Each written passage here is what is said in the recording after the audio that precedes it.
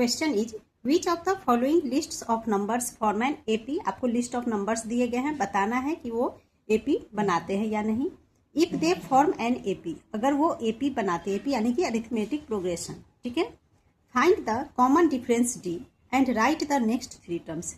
यदि वे एपी बनाते हैं तो हमें उनका कॉमन डिफरेंस जो कि डी कहलाता है फाइंड करना है और इसी के साथ नेक्स्ट थ्री टर्म्स भी लिखने हैं। तो क्वेश्चन में गिवन है A plus B, A plus one plus B and A plus one plus B plus one, ठीक है। तो सबसे पहले इसे टर्म्स के फॉर्म में लिख लेंगे कि A1, A2, A3 का टर्म क्या है, ठीक है। सो लिख लिया A1 यानी कि A होता है जो कि गिवन है A प्लस बी, ठीक है। नाउ A2 गिवन है A plus one plus B, A3 में लिख लिया A plus one plus B plus one. तो यहाँ पे टर्म्स हमने लिख लिया। अब हम सबसे पहले चेक कर लेंगे कि जो गिवन क्वेश्चन जो है वो एपी फॉर्म करता है या नहीं, ठीक है। तो इसके लिए हम क्या करेंगे, इनका कॉमन डिफरेंस निकालेंगे, ठीक है। तो सबसे पहले D1 कॉमन डिफरेंस 1 निकालेंगे जो कि D1 से डिनोट करते हैं। तो D1 इक्वल टू क्या होगा, जो टर्म हमारा है A2 उसमें से A1 को माइनस करेंगे। तो D1 equal to A2 minus A1।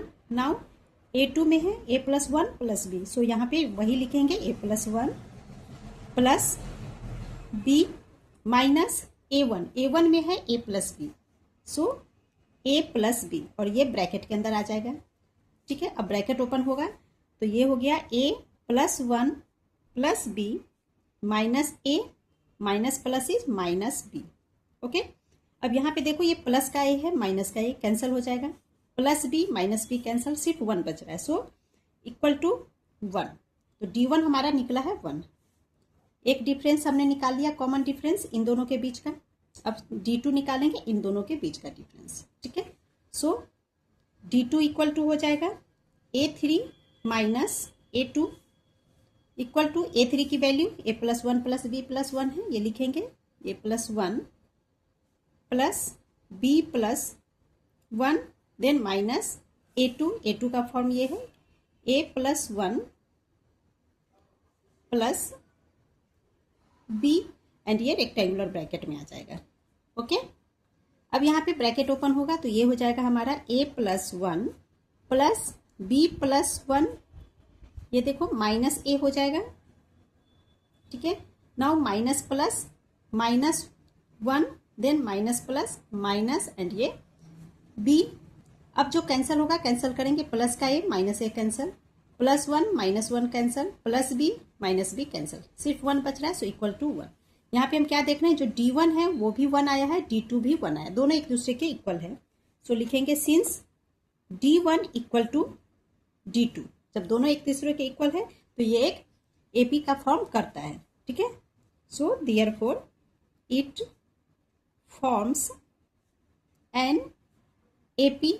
Question में क्या बोला जा रहा है कि अगर गिवन सिचुएशन एपी बनाता है तो इसका हमें डी बताइए। तो डी तो हमने फाइंड कर लिया, सो लिख लेंगे कॉमन डिफरेंस जिसे कि डी से स्मॉल डी से डिनोट करते हैं इक्वल टू क्या होगा 1।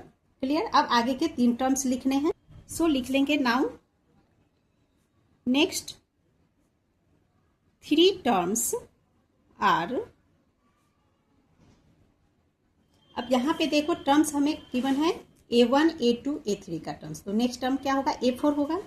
सो हम लिख लेंगे A4 is equal to, A4 निकालने के लिए इसका फॉर्मूला हो जाएगा हमारा A1 plus 3D now equal to A1 में A प्लस बी है प्लस 3 इंटू डी हमारा 1 है, सो 3 इंटू 1 लिख लेंगे। तो ये हो जाएगा A प्लस बी प्लस 3 1 जार 3। तो A4 नेक्स्ट टर्म हमने लिख लिया, ठीक है। तो अभी हम टर्म्स निकाल रहे हैं, आंसर कैसे लिखेंगे ये लास्ट में समझाऊंगी, ओके। सो पहले टर्म लिख लेते, तो A4 हमारा आ गया। देन है A5 निकालेंगे, A5 इक्वल टू A5 के लिए फॉर्मूला आ जाएगा A1 plus 4D। Now A1 की वैल्यू लिखेंगे A plus B plus 4D यानी कि 4 into 1 that is A plus B plus 4 हो गया। नाउ A6 निकालना है, so equal to A1 plus 5D हो जाएगा। Now A plus B plus 5 into D की जगह पे 1 ये हो गया a प्लस बी प्लस 5। तो यहाँ पे हमने तीनों टर्म्स निकाल लिए हैं, ठीक है। नेक्स्ट 3 टर्म्स निकालना था जो कि निकाल लिया है, लेकिन इसे हम इस तरीके से नहीं लिख सकते बिकॉज जो आंसर हमारा है वो इस तरीके से नहीं होगा। क्यों नहीं होगा वो समझते हैं। तो देखो हमें क्वेश्चन में गिवन है फर्स्ट टर्म में यानी कि a1 गिवन है a प्लस बी, a2 में गिवन है a plus 1 plus B, a third में है a plus 1 plus b plus 1, ठीक है। तो a4 ये वाला टर्म क्या होगा, तो इसको ध्यान से आप देखो, इस सीक्वेंस को देखो, यहाँ a प्लस बी, इस a में 1 ऐड हो गया, ये b एज इट इज आया है। नेक्स्ट लाइन में ये एज इट इज है और यहाँ पे 1 ऐड हो गया। दैट मीन्स कि जो नेक्स्ट लाइन इसका आएगा वो इसके अकॉर्डिंग होगा, और इसके अकॉर्डिंग होने का मतलब इस a प्लस 1 में हम 1 ऐड करके लिखेंगे तो क्या हो जाएगा a प्लस 2। और यहाँ देखो इस टर्म में a प्लस बी में a प्लस 1, इस a में 1 ऐड हुआ और b एज इट इज आया। दैट मीन्स ये वाला टर्म एज इट इज लिखना होगा। सो प्लस b प्लस 1, ये हमारा फोर्थ टर्म बनेगा, ठीक है। इसी तरह से फिफ्थ टर्म में क्या हो जाएगा, अब यहाँ पे देखो a plus 1 as it is है, ठीक है, और b प्लस 1 हो गया यहाँ पे, ठीक है। अभी हमने ये वाला जो टर्म इसके अकॉर्डिंग लिया है तो नेक्स्ट टर्म इसके अकॉर्डिंग होगा, ओके। सो इस में b में 1 ऐड हुआ, दैट मीन्स यहाँ पे 1 ऐड करेंगे तो ये हो जाएगा हमारा a plus 2 as it is plus ये हो जाएगा b प्लस 2। ये हमारा फिफ्थ टर्म में आएगा। अब सिक्स्थ टर्म में आते हैं तो सिक्स्थ टर्म में क्या हो जाएगा, इस a प्लस 2 में 1 ऐड हो जाएगा तो a प्लस 3 हो गया प्लस ये b plus 2 as it is लिखेंगे। आंसर हमें इसी तरीके से लेना है, ठीक है, तभी तो एक पैटर्न को ये फॉलो करेगा। क्लियर।